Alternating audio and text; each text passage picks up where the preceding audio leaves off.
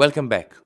I'm Roy Gershon from Checkpoint's Technical Marketing Engineering team. In the previous video, we introduced VPN network probes and explored how they improve VPN monitoring and reliability. In this video, we'll continue by focusing on the configuration of VPN network probes. We'll walk through the setup process step by step and explain each stage along the way, so you can easily apply it in your own environment. To configure VPN network probes, open Management and Smart One Cloud and navigate to Policy under Access Control. At the bottom left, click on VPN Network Probes under Access Tools.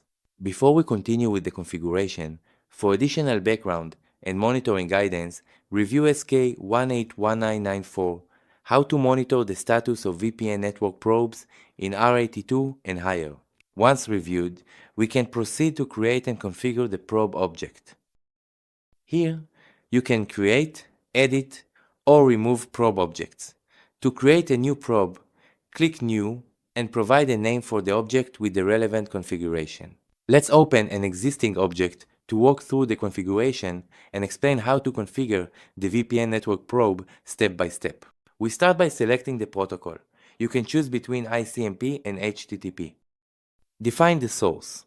You can use the main IP address, a specific IPv4 address, or a network interface. Now define the destination. You can enter an IPv4 address or select a network object. Next, configure where the probe will be installed. Select the relevant gateways. Click OK to finish. Now the network probe object is created.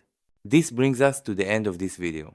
We have completed the configuration of VPN network probes and covered each step along the way. In the next video, we'll move on to AIOps and see how to monitor VPN probes and tunnels using real-time data and analytics. Thank you for watching, and I'll see you in the next video.